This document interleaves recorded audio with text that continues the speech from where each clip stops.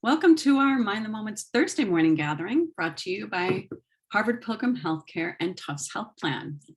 As those of you that have joined us in the past know, this is a place where we invite experienced mindfulness teachers to speak with us about what mindfulness means to them and to just discuss as a community how these practices can be meaningful in our daily lives.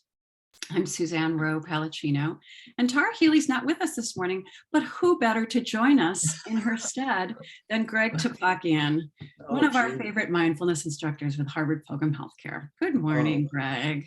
Good morning, Suzanne. It's really thrilling to be here with you and thrilling to be here with our community of mindfulness practitioners, and wonderful to have a chance to practice together. Yeah, it really is a gift. So we're happy to welcome everyone here this morning. And if you're new, a special welcome to you. Just to let you know how we work these sessions. Today, Greg will start us off with a question for the group, and then we'll have some time for a little bit of discussion. Greg will also have a few words to share with us, and then we'll meditate for about 12 minutes. And after that, just some time for questions and reflections. So if you can go to the bottom of your screen and open up the chat, and you're welcome to click the drop-down menu, the blue drop-down menu that gives you an opportunity to see everyone's comments as they come in. So, and just a little reminder about the Peak Mind Challenge. As you all know, every day at noontime, there's a new video that's dropped onto the YouTube channel that you can go ahead and practice an additional time. And all those videos will be saved up on the YouTube channel. So you don't particularly have to do them on the day they're posted, but there's always an opportunity for that. Supporting that 12 minutes, 5 times a day for 4 weeks that Amishi Jha's book Peak Mind Challenge has confirmed is wonderful for our minds and our brains. So with that, Greg, so nice to have you here again, and welcome to everyone who's continuing to join. So what question do you have for us this morning? Well, just a few words. Suzanne and I are making an effort to smile, of course, and to feel how wonderful it is to be alive. But I think we're all feeling that these are difficult times. These are troubling times. Seems like every day we're barraged with some news of something awful. Something awful has happened. Speaking particularly of the most recent shooting in Texas at the elementary school, provoking deep feelings of sadness, grief, fear, even anger. Now, just a word, I mean, these are normal feelings to have in light of these events, right? It's part of what it means to be human. But the question each of us has for ourselves and our communities is, what happens next? What do we do when the mind is taken over by such deep, deep grieving, fear, anger? What can we do to help to take care of ourselves? What can we do to prevent ourselves just from spiraling down into this bottomless pit? What can we do to help put something good back into the world? So that's my question to you, and that's what we'll address in our time together in practice, is what do you do? What works for you when there's a temporary overcoming of such difficult feelings in light of such terrible news? What do you do? How do you take care of yourself? How do you prepare yourself to live again?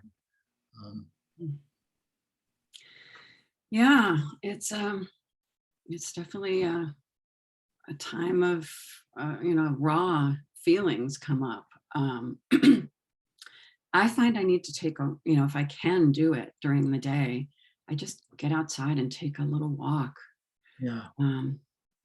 Being in nature really is very helpful to me. So that's helpful. And I'll just spend 5 minutes just to do some kind of breath work, meditate, or some kind of quiet time. But how about you, Greg? Yeah, well,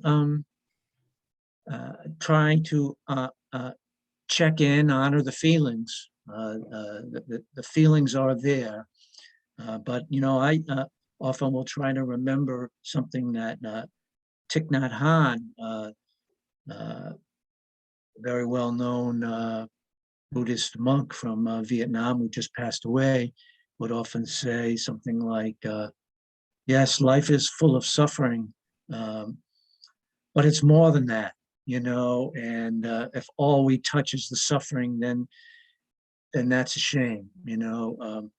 So how can we prepare the mind? How can we train the mind to still notice the beauty and the joy? So I try to remind myself of the gift that I have to be alive, even with the pain, of seeing how difficult it is for some. Yeah. Yeah. That's a good reminder. It's both of those things are part of our lives. Yeah. So folks have mentioned that they pray. Yeah. Allow myself to feel the feelings and hug my loved ones close. I find it challenging to both feel and function. Getting outside helps me as well. Yeah. Stevie Wonder's Don't Worry About a Thing. Yeah, music can be very helpful too. Love Stevie Wonder. Yeah, for Love sure. Stevie. Of course, I'd probably date myself a little bit. He's timeless. There's no hiding that. I connect with family and friends, mindful of exercise and meditate. Yeah. Try to participate in change. Yeah. Unplug from the news, work in my garden, read, get creative, and make things. Yeah. Yeah. Yeah. Connecting with others can be so, can really be helpful, and to just talk about our feelings too. Like Greg, you said, we can't, I think the more we push them away, the more they come back. So right. Just feeling what it feels like in our bodies can be helpful. So thank you to everyone for your comments. Yes, thank you. Very poignant, very moving. For sure. So I thought I would guide us with a practice that I actually tap into every day during the day. There's something that provokes a need and an interest in calling it up. And it's called the 3-minute breathing space. It's one of my favorite mindfulness tools in my mindfulness toolbox. And I find it particularly appropriate when challenging and very deep emotions are arising for me. It has 2 key features to it. The first is what I call a mindful check-in, where we're really trying to notice what the body is trying to communicate to us, what thoughts, what feelings, what impulses we might feel, and honest, just, okay, this is where I'm at. And also how we're relating to that, because at the first instance of, in this case, very troubling, strong feelings of sadness or anger or fear, our relationship to it might be one of resistance or defensiveness, aversion, so to speak. And so the second part of this practice is what's called a mode of mind shifter. How can we change our relationship to what's actually true for us in this moment?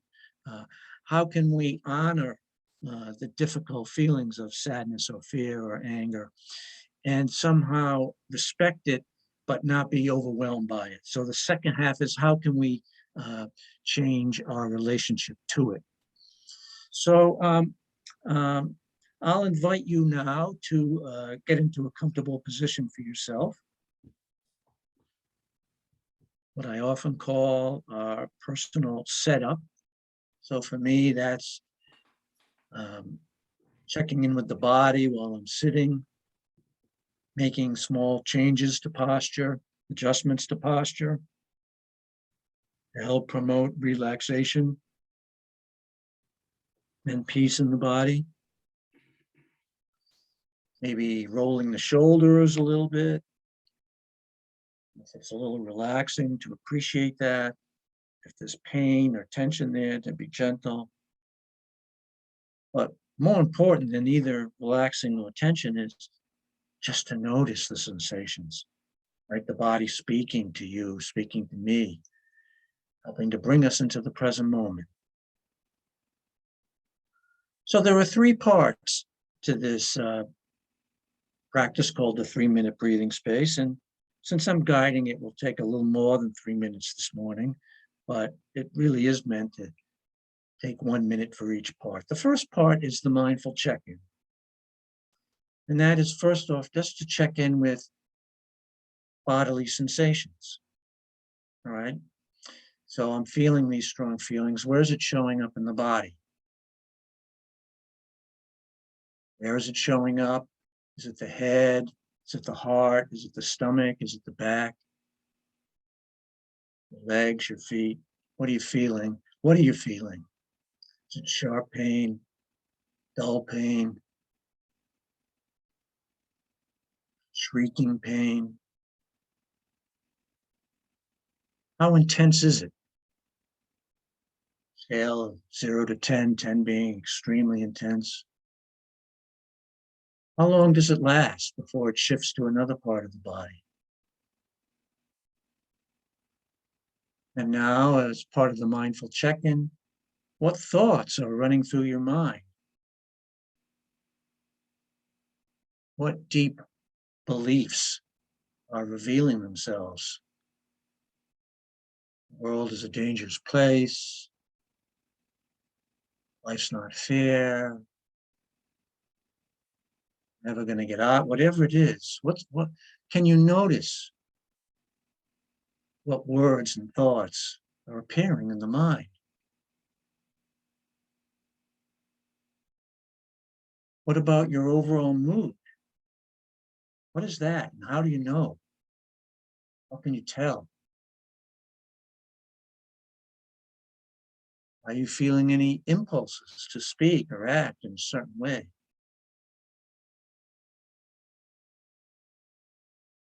Again, not necessarily acting on them, but notice, being aware of the feeling inside to speak or act, do something, yell, vent, kick, whatever, to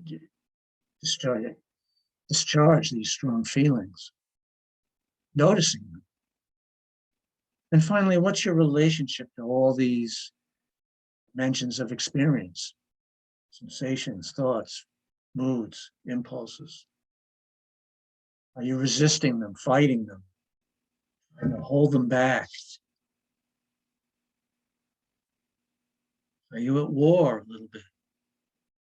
Not to judge yourself for that. But again, in the mindful check-in, it's just an honest assessment of, okay, this is my present moment. So that's the first part. And on your own, that would take a minute, just sort of checking through body, mind, heart. Second part is what we call this mode of mind shifter, doing what we can to shift our relationship to it.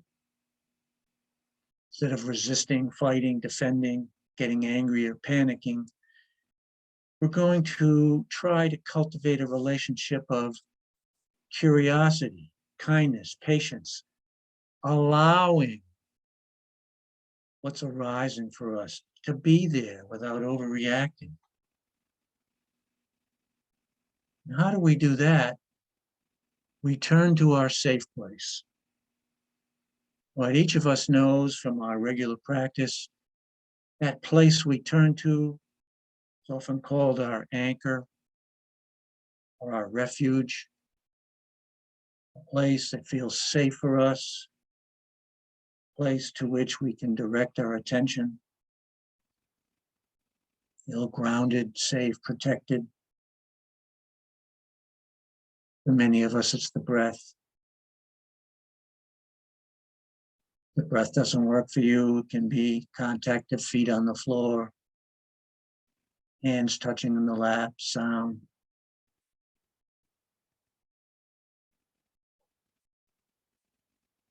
It's simply being interested, curious, allowing the breath, allowing contact of the feet to simply be there. Something not so charged, not so intense, just to get the mind used to living in that way, engaging in life with more balance, some peace, acceptance.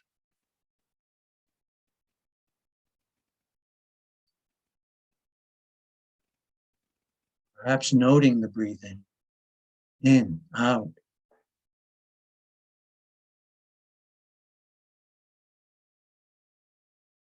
Offering calm, kindness to the body, calm, peace, a gentle effort.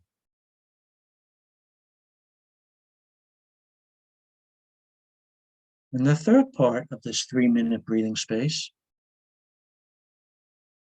is to experiment with bringing this attitude, this spirit of mind, approaching and allowing, back to a wider panorama of our experience. So back to the sensations that we were having when we experienced these challenging feelings. Back to the pain in the back or the neck or the heartache. But can we bring along with us that spirit of peace, approaching and allowing that we were just cultivating? Yes, the heart hurts. The mind is troubled. Can I bring some compassion to that? And I invite relaxation.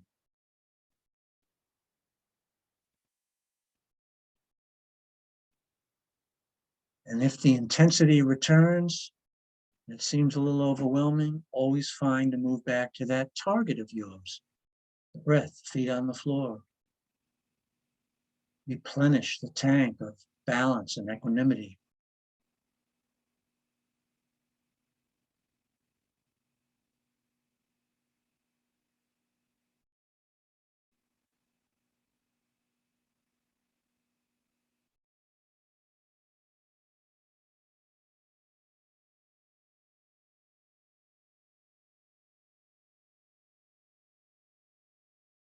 So this practice, the 3-minute breathing space, you can practice it as part of your formal practice every morning or evening, whenever you practice, just to help to train the mind to go there in times of need. And then periodically during the day when, again, life presents to you or to me something quite challenging emotions arise, to tap right into this space, honoring what's there in the present moment for us, not denying it, not being overwhelmed by it, moving to a safe place in the mind, and bringing that comforting, peaceful feeling back to what's true for us in this moment. And I'll count backwards from 3. And when I get to 1, I'll invite you to reopen your eyes and come back to the room. 3, 2, 1.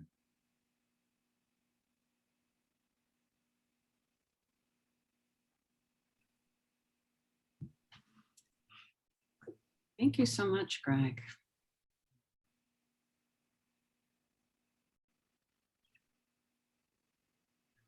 Yeah, that's, it reminds me of the phrase, meditation is simple but not easy. That's But right. that's like that's a simple practice that Oh, can really be brought forward anytime, which I like that opportunity to use that, because it's a quick, it's a something, if you don't have a lot of time, it's something. absolutely. And for those of you interested, if you simply go online and put in 3-minute breathing space, you'll see many references to it. Uh, uh, and in a written form of a guideline, if you want to review that. Uh, or you can reach out to Suzanne. I'm happy to make some resources available also. Mhm. But again, it's something that I practice as part of my formal practice, just to get the mind used to it. That neuroplasticity thing, the types of activities we engage in help to reshape the mind. So the mind is experienced in going there. And then when things happen, when we're barraged with something challenging, something as little as being stuck in traffic to something horrific, like the events of the last couple of days. Oh, and so frightened, so much grief, to honor that. But and how do we move on? How can we be a force for something positive? How can we take care of ourselves? Yeah. This helps. It helps. It helps me. It helps a lot of people. How about you? Any questions or comments? Yeah, it's so important to have these resources that we can um, access during these times, because life throws us these challenges, and the more I find, the more I practice, the more I'm able to react in a different way. So Yeah, yeah, yeah, that regular practice also supports this. So yeah. To notice what's true. Again, and this is where mindfulness comes in, right? The more we're practicing mindfulness, the more we can tell um, the early indicators that, wow, we've really been provoked. And again, if we're not awake, that can take hold of us.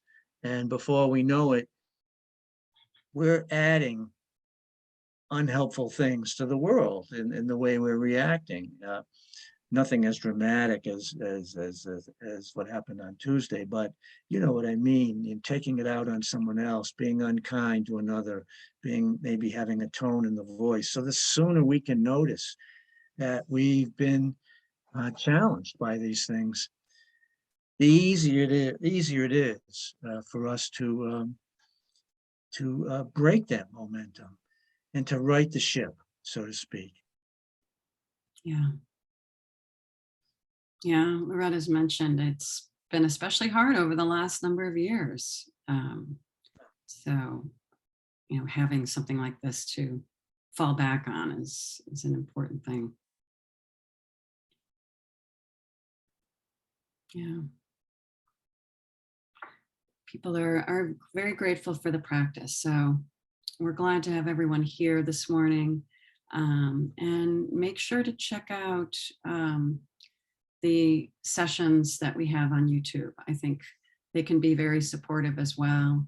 Many of the teachers that we have on our Tuesday sessions are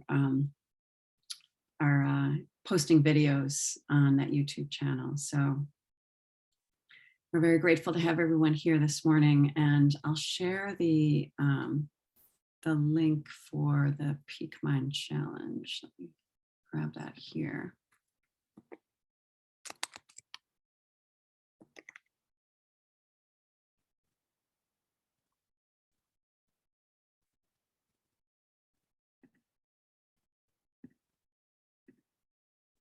There somewhere. Yeah.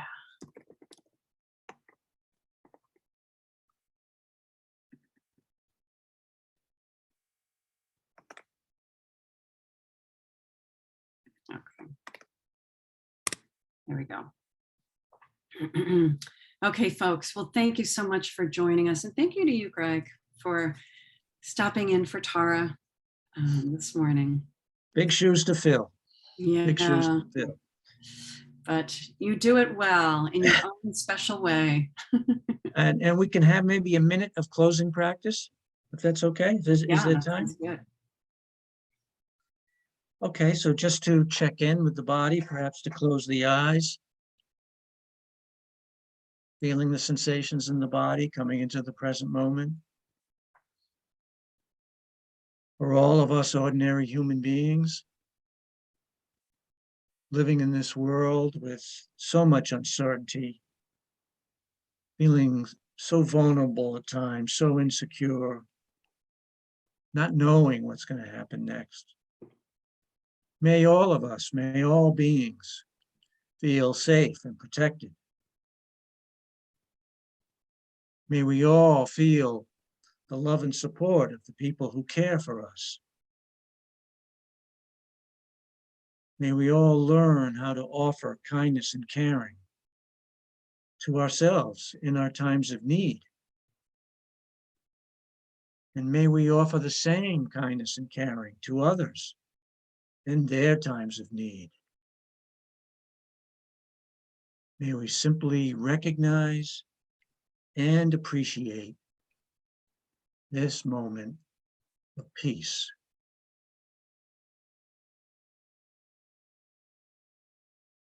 So thank you for your practice. Wonderful to practice with you today. See you again sometime. Sounds good, Greg. Thank you again. And thanks to everyone else. Hope you have a great rest of your day, and we will see you next week. Take good care. Take care. See you soon. Bye, Suzanne. Bye, Greg.